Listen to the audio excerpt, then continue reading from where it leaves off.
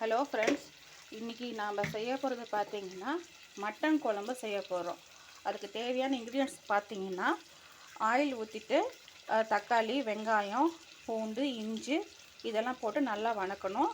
அதோடு சேர்த்து மட்டன் நல்லா கழுவிட்டு மஞ்சத்தூள் போட்டு தண்ணி ஊற்றி நல்லா கொதிக்க விடணும்.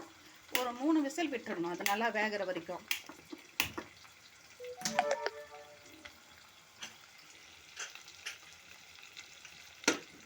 ஒரு 3 விசில் விட்டதுக்கப்புறம் அதை எடுக்கணும். திரும்ப அது நல்லா பொன்னிறமாக வதங்கிருச்சு. அதில் நம்ம என்ன செய்யணும்னா பட்டை, கிராம்பு, சோம்பு இதெல்லாம் போட்டு திரும்ப இதில் போட்டு நல்லா வேக விடணும்.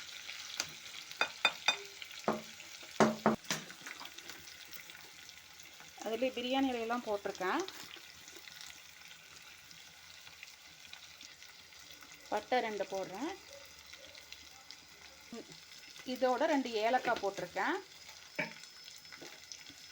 நெக்ஸ்ட்டு கொஞ்சம் சோம்பு போடணும்.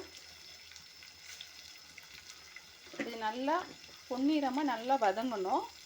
அந்த பச்சை வாசம் போகணும். இது இப்போ ஆஃப் பண்ணதுக்கப்புறம் நல்லா அரைச்சிட்டு நான் ஆல்ரெடி குக்கரில் வச்சுருக்கேன். மட்டன் தனியாக வேக வச்சுருக்கேன். இது அரைக்கும் போது உப்பு, மஞ்சத்தூள், மிளகாத்தூள் எல்லாம் போட்டுட்டு நல்லா மிக்ஸ் பண்ணி அரைக்கணும். அடுத்த ஸ்டெப் உங்களுக்கு சொல்லித்தரேன்.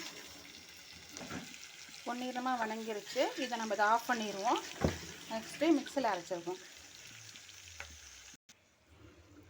ஹலோ ஃப்ரெண்ட்ஸ், மட்டன் நல்லா வேக வச்சிட்டோம். பார்த்திங்கன்னா அந்த கொழுப்பு நல்லா சுண்டி இருக்குது. இது நான் கடுகு, கருவேப்பிலை தாளிச்சிருக்கேன். அதில் போட்டுட்டு இப்போ நாம் அதை கிளறலாம். ஹலோ ஃப்ரெண்ட்ஸ், நல்லா மட்டன் வந்துருச்சு. நல்லா எலும்பெல்லாம் கூட நல்லா தனித்தனியாக பீஸாக வந்திருக்கு. இதோட அரைச்சி வச்ச மசாலா ஊற்றுவோம். இதோட அரைச்சி வச்ச மசாலா கலவையை ஊற்றணும். நல்லா ஒரு 10 நிமிஷத்துக்கு நல்லா கொதி விடணும். நல்லா மூடி வச்சிடணும்.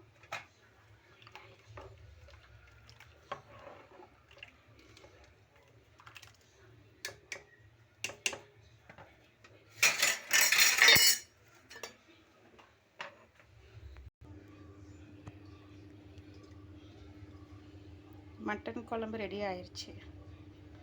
தேங்க்யூ ஃபார் வாட்சிங்.